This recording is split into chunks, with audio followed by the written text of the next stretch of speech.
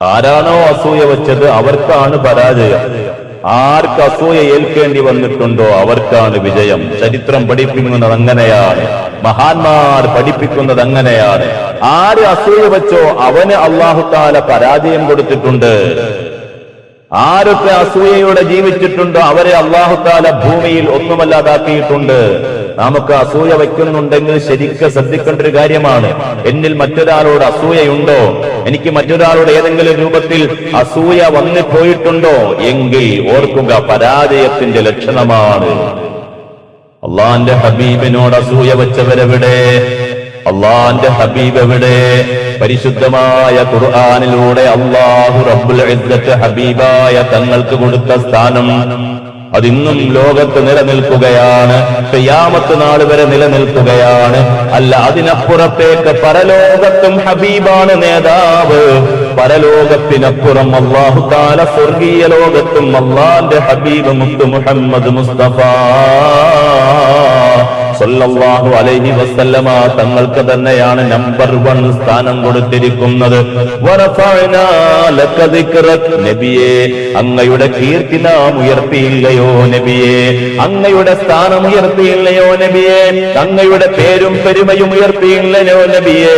പരിശുദ്ധമായ ഖുർആൻ ചോദിക്കുകയാണ്, വല്ലാഹു യഅസിമുക മിനന്നാസ്, അസൂയ വച്ച അസൂയാലുക്കളിൽ നിന്നും അല്ലാഹു അങ്ങയ്ക്ക് സുരക്ഷാ കവചമൊരുക്കിയില്ലയോ നബിയേ. അല്ലാഹു അങ്ങയെ പൂർണ്ണമായും സുരക്ഷിതത്വത്തിലാക്കിയില്ലയോ നബിയേ. അല്ലാഹുവിന്റെ ഹബീബ് മുഹമ്മദ് മുസ്തഫ സല്ലല്ലാഹു അലൈഹി വസല്ലമ തങ്ങളോട് അസൂയ വച്ച അസൂയാലുക്കൾ പരിശുദ്ധമായ കഅബാലയം കേന്ദ്രീകരിച്ചുകൊണ്ടുള്ള പ്രബോധനത്തിൽ നിന്നും തടഞ്ഞപ്പോൾ മക്ക വിട്ട് മദീനയിലേക്ക് പോകേണ്ടി വന്ന പ്രിയപ്പെട്ട ഹബീബ് അവസാനം മദീനയിൽ നിന്നും മക്കയിലേക്ക് തന്റെ മുന്നിലുള്ള സർവർക്കും മാപ്പ് കൊടുത്തുകൊണ്ട് അവരുടെ മുഴുവൻ രാജാവായിട്ട് തിരിച്ചു വന്നുവെങ്കിൽ പ്രിയമുള്ളവരെ, അസൂയ വച്ചവർ മുഴുവൻ പരാജയപ്പെട്ടുപോയി. കഴിഞ്ഞ ദിവസം മഹാനായ യൂസുഫ് നബി അലൈഹിസ്സലാമുമായി ബന്ധപ്പെട്ട ചർച്ച നമ്മൾ നടത്തിയിരുന്നു. യൂസുഫ് നബിയെ അസൂയ മൂലം സഹോദരന്മാർ പൊട്ടക്കിണറ്റിലേക്ക് തള്ളിയിട്ട വിവരം. എന്നാൽ അസൂയ വച്ചവരെവിടെ? അസൂയ ഏൽക്കേണ്ടി വന്ന യൂസുഫ് നബി അലൈഹിസ്സലാം എവിടെ? അല്ലാഹു തആല മിസ്റിന്റെ അധികാരത്തിന്റെ ചെങ്കോൽ മഹാനായ യൂസുഫ് നബി അലൈഹിസ്സലാമിലേക്ക് ഏൽപ്പിക്കുകയായിരുന്നു. യൂസുഫ് നബി അലൈഹിസ്സലാം അധികാരത്തിന്റെ ചെങ്കോല് പിടിച്ചു. സഹോദരങ്ങൾ യൂസുഫ് നബി അലൈഹിസ്സലാത്തു വസ്സലാമിന്റെ മുന്നിൽ റേഷൻ വാങ്ങാൻ വേണ്ടി വിനയത്തോടെ രാജാവിന്റെ മുന്നിൽ നിൽക്കുന്ന പ്രജകളായിട്ട് വന്ന് നിൽക്കുകയാണ്. പരിശുദ്ധമായ ഖുർആൻ വ്യക്തമായി ഇതുമായി ബന്ധപ്പെട്ട വിഷയം പറയുന്നുണ്ട്. ഞാൻ കൂടുതൽ കടക്കുന്നില്ല. വതവല്ലാ അൻഹും വഖാല യാ അസഫാ അലാ യൂസുഫ്, മഹാനായ യാക്കൂബ് നബി അലൈഹിസ്സലാത്തു വസ്സലാമിനോട് യൂസുഫ് നബി അലൈഹിസ്സലാത്തു വസ്സലാമിന്റെ സഹോദരങ്ങൾ പറഞ്ഞ ന്യായങ്ങളിൽ നിന്നൊക്കെ തിരിഞ്ഞു മാറി നിന്നിട്ട് മഹാനവറുകൾ പറയുകയാണ്, യാ അസഫാ അലാ യൂസുഫ്, യൂസുഫിന്റെ കാര്യം എത്ര സങ്കടകരമാണ്, യൂസുഫിന്റെ കാര്യം എത്ര വിഷമമാണ്. വബിയല്ലത്ത് ഐനാഹു മിനൽ ഹുസ്നി, അവിടത്തെ 2 കണ്ണുകൾ യൂസുഫ് നബി അലൈഹിസ്സലാത്തു വസ്സലാമിനോടുള്ള സ്നേഹം കൊണ്ടും അവിടത്തെ വിരഹത്തിന്റെ ദുഃഖം കൊണ്ടും കരഞ്ഞ് കരഞ്ഞ് കരഞ്ഞ് 2 കണ്ണിന്റെ കാഴ്ചകൾ നഷ്ടപ്പെട്ടു പോയി. ഫഹുവ ഖലീം, പ്രയാസങ്ങളൊക്കെ ഉള്ളിൽ ഒതുക്കി വച്ചിരിക്കുകയാണ് യാക്കൂബ് നബി അലൈഹിസ്സലാം. അങ്ങനെ പ്രയാസത്തോടെ കഴിയുകയാണ്. അങ്ങനെ കഴിയുമ്പോഴാണ് അല്ലാഹുവിന്റെ കൽപ്പന പ്രകാരം, തീരുമാനപ്രകാരം അധികാരത്തിന്റെ പദവിയിലെത്തിയ യൂസുഫ് നബിയിലേക്ക് അഭയം പ്രാപിക്കുന്നത് യാക്കൂബ് നബി അലൈഹിസ്സലാമിന്റെ സഹോദരങ്ങൾ. ഫലമ്മാ ദഖലു അലൈഹി, യൂസുഫ് നബി അലൈഹിസ്സലാത്തു വസ്സലാമിലേക്ക് സഹോദരങ്ങൾ കയറി ചെന്നപ്പോൾ ഖാലു, അവര് പറയുന്നു, യാ അയ്യുഹൽ അസീസ് മസ്സനാ വാഹിലന ദുർറു വജിഅനാ ബിബിദാഅത്തിൻ മുസ്ജാത്, ഓ പ്രിയമുള്ള രാജാവേ, ഞങ്ങൾ വന്നിരിക്കുന്നത് പ്രയാസത്തോടെയാണ് ഞങ്ങൾ കൊണ്ടുവന്നിരിക്കുന്ന പകരം തരാനുള്ള ഞങ്ങളുടെ കയ്യിലുള്ള പൈസ, ഞങ്ങളുടെ കയ്യിലുള്ള പകരം തരാനുള്ള വസ്തു അത് താഴ്ന്നതാണ്. എങ്കിലും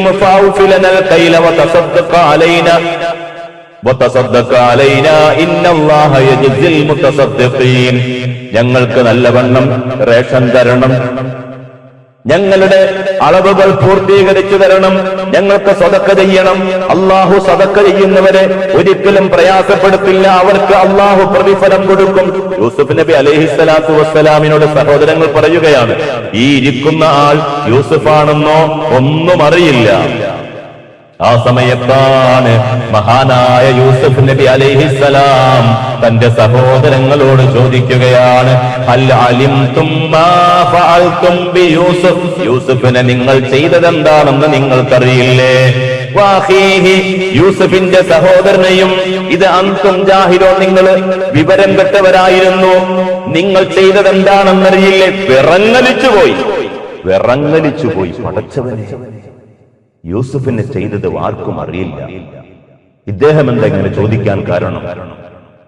ആകാര ഭംഗിയും പ്രശോഭിതമായ മുഖവും എല്ലാം കണ്ടപ്പോൾ മനസ്സിലായി ഇത് യൂസുഫാണ് എന്ന് അവർ ഉറപ്പിക്കുകയാണ്. കാലു, അവർ ചോദിക്കുന്നു, ഇന്നക ലഅന്ത യൂസുഫ്, താങ്കളാണോ യൂസുഫ്?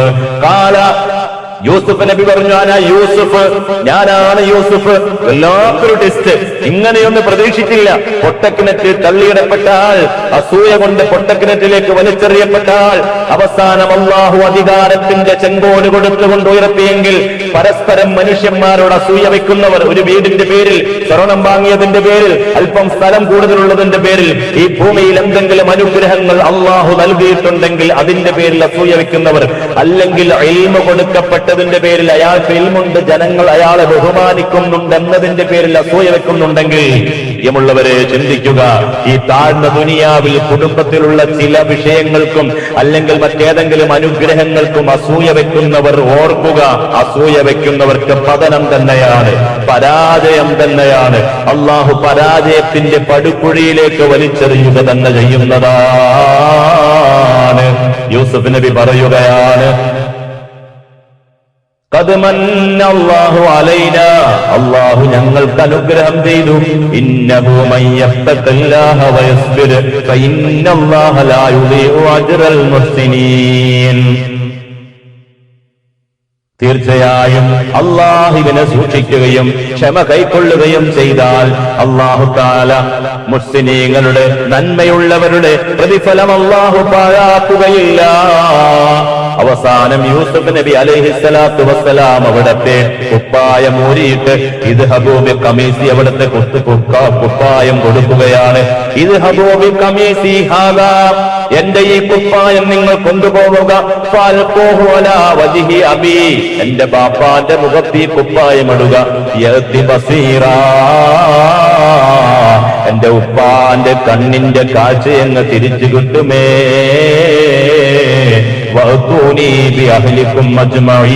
അങ്ങനെ എല്ലാവരും കൂടി എന്റെ അടുക്കലേക്ക് നിങ്ങൾ വരിക.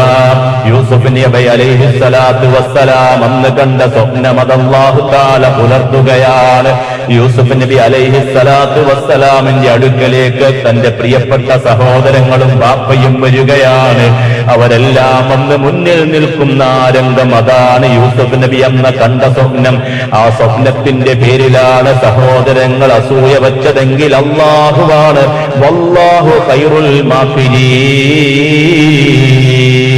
അല്ലാഹുവാണ് കൃത്യമായ കാര്യങ്ങൾ സംവിധാനപ്പെടുത്തുന്നവൻ, കൃത്യമായി തന്ത്രങ്ങൾ മെനയുന്നവൻ അവനാണ്. അതുകൊണ്ട് ആരോടും അസൂയ വെക്കരുത്, ഒരാളോടും അസൂയ വെക്കരുത്. ഒരാൾക്ക് കിട്ടിയ അനുഗ്രഹത്തിന്റെ പേരിൽ നമുക്ക് അയാളോട് മനസ്സിന്റെ ഉള്ളിൽ ഉൾപോരുണ്ടാവരുത്. ഇമാം ഷാഫിഈ റളിയല്ലാഹു തആല അൻഹുവിനെ കുറിച്ച് നമ്മൾ പറഞ്ഞിരുന്നു. ഷാഫി ഇമാമിനോട് ഒരിക്കൽ ചോദിച്ചു, നിങ്ങൾക്ക് ഇത്ര നിഅമത്ത് എവിടെ നിന്നാണ് കിട്ടിയത്? ഇത്ര നിഅമത്ത് വരാൻ കാരണം എന്താണ്? ഇമാം ഷാഫിഈ റളിയല്ലാഹു അൻഹുവിന്റെ മറുപടിയാണ്, അൽ ഹുസാദ്, എന്നോട് അസൂയ വെച്ചവര്, എന്നോട് അസൂയ വെച്ച അസൂയാലുക്കൾ മൂലമാണ് എനിക്ക് അല്ലാഹു ഇത്രയും അനുഗ്രഹങ്ങൾ നൽകിയത്. മഹാനായ നബിയുല്ലാഹി മൂസാ അലൈഹിസ്സലാത്തു വസ്സലാം അല്ലാഹു കലീമായി ഉയർത്തി. അല്ലാഹുവുമായി സംസാരിക്കുന്ന പൊസിഷനിലേക്ക് മഹാനായ മൂസാ നബി അലൈഹിസ്സലാത്തു വസ്സലാമിനെ അല്ലാഹു ഉയർത്തുകയാണ്. മൂസാ നബി നോക്കുമ്പോൾ അള്ളാഹു അങ്ങനെ ഒരു സ്ഥാനം കൊടുത്തപ്പോൾ അർശ് വരെ കാണാൻ പറ്റുന്ന രൂപത്തിലേക്ക് അള്ളാഹു താല അവിടത്തെ അകക്കണ്ണുകൾ തുറക്കാൻ അള്ളാഹു താല സാഹചര്യം ഒരുക്കി കൊടുക്കുകയാണ്. മൂസാ നബി അകക്കണ്ണുകൊണ്ട് നോക്കുന്നു, അങ്ങ് അർശിലേക്ക്. അർശുമായി ബന്ധപ്പെട്ട് നിൽക്കുന്ന ഒരാളെ കാണുകയാണ്. നബിയുല്ലാഹി മൂസാ അലൈഹിസ്സലാത്തു വസ്സലാം. ആളെ കണ്ടപ്പോൾ അത്ഭുതപ്പെടുകയാണ്. അല്ലാഹു തആല മൂസാ നബിയോട് ചോദിക്കുന്നു, മൂസാ ഇൻ ശിഅത അഖ്ബർതുക ബി അമലിഹി, അയാൾ എന്ത് കർമ്മമാണ് ചെയ്തതെന്ന് ഞാൻ താങ്കൾക്ക് ആഗ്രഹമുണ്ടെങ്കിൽ പറഞ്ഞു തരാം. എന്ത് കർമ്മം കൊണ്ടാണ് ഈ ഒരു പദവിയിലേക്ക് എത്തിയതെന്ന് താങ്കൾക്ക് ഞാൻ വിവരിച്ചു തരാം. ഖാല മൂസാ നബി അലൈഹിസ്സലാം പറഞ്ഞു, യാ റബ്ബു അഖ്ബിർനി, യാ റബ്ബി അഖ്ബിർനി, അല്ലാഹുവേ എനിക്ക് ആ മനുഷ്യൻ ഇതുപോലൊരു പദവിയിലേക്ക് എത്താൻ കാരണമെന്തെന്നത് പറഞ്ഞു തരൂ റബ്ബേ. ഖാല അല്ലാഹു പറയുകയാണ്, കാന ലാ യഹ്സുദുന്നാസ മാ ആതാഹുമുല്ലാഹു മിൻ ഫളിഹി, അല്ലാഹു നൽകിയ അനുഗ്രഹങ്ങൾ ആർക്ക് അല്ലാഹു അനുഗ്രഹങ്ങൾ നൽകിയാലും അവരോടൊന്നും ഒരിക്കൽ പോലും അസൂയ വച്ചിട്ടേ ഇല്ല. ഒരിക്കൽ പോലും അവരുടെ ഉള്ളിൽ അസൂയ വന്നിട്ടില്ല. അതുകൊണ്ടാണ് അർശോളം പദവി അയാൾക്ക് കൊടുത്തിരിക്കുന്നതെന്ന് അല്ലാഹു റബ്ബുൽ ഇസ്സത്ത് മഹാനായ കലീമുല്ലാഹി മൂസാ അലൈഹിസ്സലാത്തു വസ്സലാമിനോട് പറയുകയാണ്.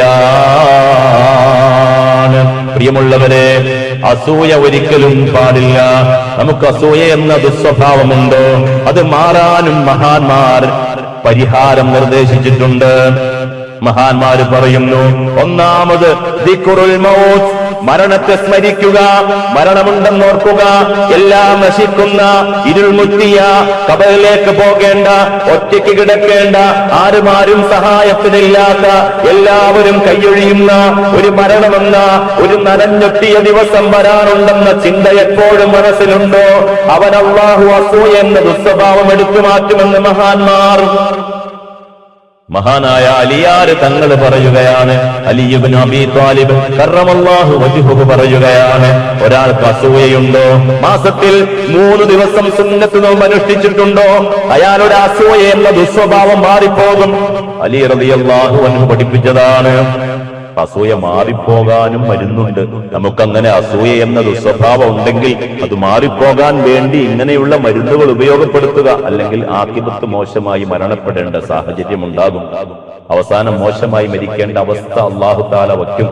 അങ്ങനെ ഒരു അവസ്ഥയിലേക്ക് പോകരുത്. അതിന് നാം അസൂയ എന്ന ആ വളരെ മോശപ്പെട്ട ദുസ്വഭാവത്തെ നമ്മിൽ നിന്നും പറിച്ചു കളയുക. അതിനെത്ര വില കൊടുക്കേണ്ടി വന്നാലും ആ ദുസ്വഭാവം നമ്മിൽ ഉണ്ടാവാൻ പാടില്ല. അള്ളാഹു ആഖിബത്ത് മോശമായി മരിപ്പിച്ചു കളയും. അള്ളാഹു കാത്തുരക്ഷിക്കുമാറാകട്ടെ. അസൂയ 2 കാര്യങ്ങളിൽ അസൂയ പറ്റി. റജുലുൻ ആതാഹുല്ലാഹുൽ മാൽ, ഹബീബ് മുഹമ്മദ് മുസ്തഫ സല്ലല്ലാഹു അലൈഹി വസല്ലമ തങ്ങൾ പറയുകയാണ്, ഒരാൾക്ക് അല്ലാഹു തആല സമ്പത്ത് കൊടുത്തു. അയാൾ ഇങ്ങനെ അയാൾ ഇങ്ങനെ സദഖ ചെയ്യുകയാണ്, ധാരാളം വാരി കോരി കൊടുക്കുകയാണ്.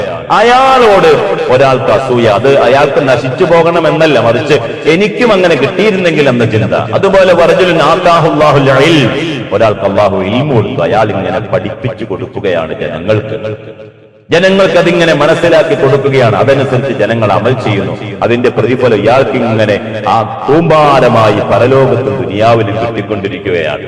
അതുപോലെ എനിക്കും ആകാൻ കഴിഞ്ഞില്ലല്ലോ, എനിക്കും കഴിഞ്ഞിരുന്നെങ്കിൽ കൊള്ളാമായിരുന്നു. അങ്ങനെയുള്ള അസൂയ പറ്റുമെന്നുള്ളതല്ലാതെ അസൂയ വെക്കാൻ പാടില്ല എന്ന് മഹാനായ മുത്തു മുഹമ്മദ് മുസ്തഫ സല്ലല്ലാഹു അലൈഹി വസല്ലമ തങ്ങൾ പഠിപ്പിക്കുകയാണ്. അതുകൊണ്ട് പ്രിയമുള്ളവരെ, അസൂയ എന്ന ദുസ്വഭാവത്തിൽ നിന്നും നമുക്ക് അകന്നു നിൽക്കാം. അസൂയയില്ലാത്ത ഒരു കാലം വരും. ലോകത്തൊന്നും അസൂയ ഉണ്ടാവില്ല. ഖിയാമത്ത് നാളിന് മുമ്പ് അങ്ങനെ ഒരു കാലം വരുമെന്ന് മഹാന്മാർ മഹാനായ നബിയുല്ലാഹി ഈസാ അലൈഹിസ്സലാത്തു വസ്സലാം അവിടുന്ന് ഭരണം നടത്തുന്ന 40 വർഷം ദുനിയാവിൽ അസൂയ എന്നൊരവസ്ഥ ഉണ്ടാവില്ല. അങ്ങനെ ഒരു ദുസ്വഭാവമുള്ള ആരും ദുനിയാവിൽ ഉണ്ടാകില്ലെന്ന് പഠിപ്പിക്കപ്പെട്ടിട്ടുണ്ട്. ഈസാ നബി അലൈഹിസ്സലാം ഈ ദുനിയാവിൽ വന്ന് അവിടുന്ന് ഭരണം നടത്തുന്ന കാലത്ത് ഒരാൾക്കും ഒരാളോടും അസൂയ ഉണ്ടാവില്ലാത്ത പ്രതാപകാലം, നല്ല കാലം, നല്ല മനസ്സ്, നല്ല പെരുമാറ്റം, നല്ല മനുഷ്യൻ, നല്ല ഉമ്മത്ത് മുത്തബ, പിന്തുടരപ്പെടേണ്ട നല്ല ജീവിതം നയിക്കുന്ന ഉമ്മത്ത്. അല്ലാഹ്, അങ്ങനെ ഒരു കാലം വരാനുണ്ട്. അസൂയ സ്വപ്നം കണ്ടാൽ ഒരാൾ എനിക്ക് അസൂയയുണ്ടെന്ന് സ്വപ്നം കണ്ടു.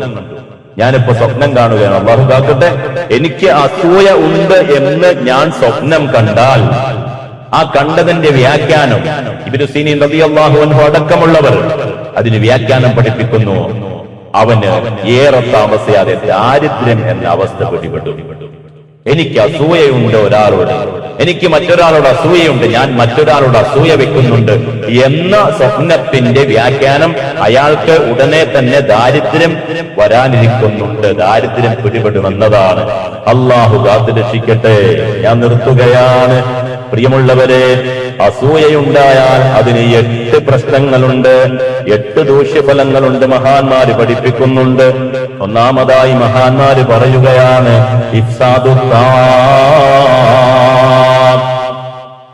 ഇബാദത്ത് നശിപ്പിച്ചു കളയുന്നതാണ്. എന്നിൽ അസൂയയുണ്ടോ?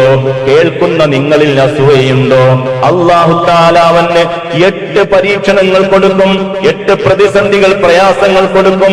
ഒന്നാമത്തത് ഇഫ്സാദു ത്വാ, അവന്റെ ഇബാദത്ത് നശിപ്പിച്ചു കളയും. അല്ലാഹു കാക്കട്ടെ.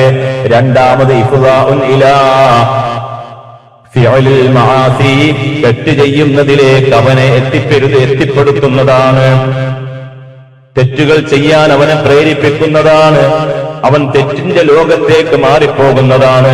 അതുവരെ ഇല്ലാത്ത പല തെറ്റുകളിലേക്കും വീണുപോകുന്നു. നാം എങ്ങനെ ചിന്തിക്കാറുണ്ട്, പടച്ചവനെ, ഞാൻ എത്ര നല്ലവനായിരുന്നു, പക്ഷെ ഇപ്പോൾ എന്തോ ഞാൻ പല തെറ്റിലേക്കും എന്റെ മനസ്സെന്നെ ആകർഷിപ്പിക്കുന്നു, പല തെറ്റുകളും ചെയ്യാൻ എന്റെ മനസ്സെന്നെ പ്രേരിപ്പിക്കുന്നു. എനിക്കെന്ത് പറ്റിപ്പോയി അല്ലാഹ്, എനിക്കെന്ത് പ്രയാസമാണ് പടച്ചവനെ വന്നതെന്ന് ചിന്തിക്കുന്നവരുണ്ട്. അതിന്റെ കാരണം നമ്മിൽ ജനിച്ചിട്ടുള്ള അസൂയയാണ്. മറ്റൊരാളുടെ അനുഗ്രഹം നീങ്ങിപ്പോകാൻ നാം അറിയാതെ ആഗ്രഹിച്ചു പോകുന്നതാണ്. തെറ്റുകൾ ചെയ്യാൻ പ്രേരിപ്പിക്കുന്ന കാര്യമാണ്. മൂന്നാമത്തത് കടുപ്പമാണ്. ഹിർമാനു ശഫാ, ഹബീബ് മുഹമ്മദ് മുസ്തഫ സല്ലല്ലാഹു അലൈഹി വസല്ലമ തങ്ങളും സാദാത്തുക്കളും പണ്ഡിതന്മാരും അള്ളാഹുവിന്റെ പരലോകത്ത് വെച്ച് ശുപാർശയ്ക്ക് അവർക്കെല്ലാം അള്ളാഹു അവസരം കൊടുത്ത് അവര് ശുപാർശ ചെയ്യുന്ന സമയത്ത് ശഫാഅത്ത് കിട്ടാത്ത അവസ്ഥയിലേക്ക് അള്ളാഹു തആല തരം താഴ്ത്തിക്കളയുന്നത് അസൂയ വെക്കുന്നവർക്കാണേ. അസൂയ എന്ന സ്വഭാവമുള്ളവർക്കാണ്. നാലാമത് ദുഖൂലുന്നാർ, നരകത്തിലേക്ക് തള്ളപ്പെടുന്നതാണ്. നരകലോകത്തേക്ക് അവനെ തള്ളപ്പെടുമത്രേ. നരകം കത്തിക്കാളുന്ന തീയിലേക്ക് അസൂയ എന്ന രോഗം മൂലം അല്ലാഹു വലിച്ചെറിയുമെന്ന് മഹാന്മാർ. അഞ്ചാമത് ഈദാഉൽ ഖൈർ, മറ്റൊരാളെ വേദനിപ്പിക്കുക. അസൂയ മൂലം എനിക്ക് അസൂയ ഒരാളോടുണ്ടായാൽ, മുത്തുനബിയോട് അസൂയ ഉണ്ടായ ആളുകൾ അല്ലാഹു തആല അവർക്ക് സുരക്ഷാ കവചം, മുത്തുനബിക്ക് സുരക്ഷാ കവചം കൊടുത്തെങ്കിലും അവരെല്ലാം മുത്തുനബിയെ പലപ്പോഴും വേദനിപ്പിച്ചിട്ടുണ്ട്. യൂസുഫ് നബിയെ വേദനിപ്പിച്ചിട്ടുണ്ട്, ശാഫിഈ ഇമാമിനെ വേദനിപ്പിച്ചിട്ടുണ്ട്. ലോകത്ത് കഴിഞ്ഞു പോയ പല പ്രവാചകന്മാരും പല നേതാക്കളും പല ഉന്നതരും അസൂയ എന്ന പ്രയാസം കൊണ്ട് വേദന അനുഭവിച്ചവരാണ്, പ്രയാസം അനുഭവിച്ചവരാണ്. മറ്റൊരാളെ വേദനിപ്പിക്കൽ അസൂയ മൂലം വരികയാണ്. അതുകൊണ്ട് അസൂയ എന്ന ദുസ്വഭാവം ജീവിതത്തിൽ നിന്ന് മാറ്റുക തന്നെ വേണം. ആറാമത്തത് അൽഹമ്മു, സ്വയം ദുഃഖം ഏറ്റെടുക്കുക. എനിക്ക് എപ്പോഴും എന്താണെന്നറിയില്ല, ടെൻഷനാണ്, ദുഃഖമാണ്, ഹമ്മാണ്. അതിന്റെ കാരണം എന്താണ്? നാം അസൂയ മൂലം മറ്റൊരാളെ വേദനിപ്പിക്കലാണ്, അസൂയ മൂലം മറ്റൊരാളെ വിഷമിപ്പിക്കലാണ്. നാം അറിയൂല നമുക്ക് ദുഃഖം വരാൻ കാരണം എന്താണെന്ന് എന്ത് ചെയ്തിട്ട് പിടികിട്ടുന്നില്ല. ഇഷ്ടംപോലെ സമ്പത്തുണ്ട്, മക്കളുണ്ട്, എല്ലാമുണ്ട്. പക്ഷെ മറ്റൊരാളുടെ അനുഗ്രഹത്തിൽ നമ്മുടെ ഉള്ളിൽ അസൂയയുണ്ട്. അതുകൊണ്ട് അല്ലാഹു തആല നമുക്ക് ഹമ്മ് തന്നു, മനപ്രയാസം തന്നു. ഏഴാമത്തത് അമൽ ഖൽബ്, അവന്റെ ഹൃദയത്തിന് വരുന്ന കാര്യമാണ് അമൽ ഖൽബ്. അവന്റെ ഹൃദയത്തിന് അന്ധത ബാധിക്കുകയാണ്. ഇബാദത്തിന് പഴയതുപോലെ ഉസ്താദേ എനിക്ക് മാധുര്യം കിട്ടുന്നില്ല, എന്റെ ഇബാദത്തിന് പഴയ രുചിയില്ല, എന്റെ ഇബാദത്തിന് മധുരമില്ല, എന്റെ നിസ്കാരങ്ങൾക്ക് തഖ്വയില്ല, ഞാൻ സക്കാത്ത് കൊടുക്കുമ്പോ പടച്ചവൻ സ്വീകരിക്കുമോ എന്ന വല്ലാത്തൊരു സൂക്ഷ്മത തഖ്വ പുലർത്തിയിരുന്നു. പക്ഷെ ഇപ്പോൾ എല്ലാം എന്തോ ചടങ്ങ് പോലെ നിർവഹിക്കുകയാണ്. ഞാൻ ഹജ്ജിന് പോയിട്ട് മാധുര്യമില്ല, ഇബാദത്തിന് സുഖമില്ല, എനിക്കെന്തു പറ്റിപ്പോയി? മറ്റുള്ളവരോട് നമ്മുടെ ഉള്ളിൽ വന്നുപോയ അസൂയയുടെ തിക്തഫലമാണ്, സൈഡ് എഫക്റ്റ് ആണ്, കാരണമെന്ന് നമുക്ക് മനസ്സിലാകുന്നില്ല. എട്ടാമത്തത് കസറത്തുൽ ഹറാം. അവന്റെ ജീവിതത്തിൽ ധാരാളം ഹറാമുകൾ സംഭവിക്കുകയാണ്, ധാരാളം കുറവുകൾ, കുറ്റങ്ങൾ സംഭവിക്കുകയാണ്. അല്ലാഹുവേ ഞങ്ങളെ കാക്കണേ അല്ലാ. ഒരാളോടും അസൂയ വെക്കണ്ട, ഒരാളെയും വേദനിപ്പിക്കണ്ട, ഒരാളുടെയും പരദൂഷണം പറയണ്ട, ഒരാളോടും മോശമായി പെരുമാറേണ്ട. അല്ലാഹുവിന്റെ ഹബീബി ലോകത്ത് ജീവിക്കുന്ന മാന്യനായ മുസ്ലിമിന് വേണ്ട ദുസ്വഭാവങ്ങൾ ഒഴിവാക്കേണ്ട ദുസ്വഭാവങ്ങൾ എല്ലാം ഒഴിവാക്കിയിട്ട് മാന്യനായ മുസ്ലിമിന് വേണ്ട സൽഗുണങ്ങൾ സമ്പാദിച്ചുകൊണ്ട് നാളെയുടെ സായം സന്ധിയിൽ അല്ലാഹുവിന്റെ അടുക്കലേക്ക് നമ്മുടെ മടക്കത്തിന് നന്മയിൽ നിറഞ്ഞ മടക്കം ഒരുക്കിയെടുക്കാൻ വേണ്ടി പ്രയത്നിക്കാം. അല്ലാഹുവേ നീ അതിന് ഞങ്ങൾക്ക് ഭാഗ്യം നൽകണേ അല്ലാഹ്.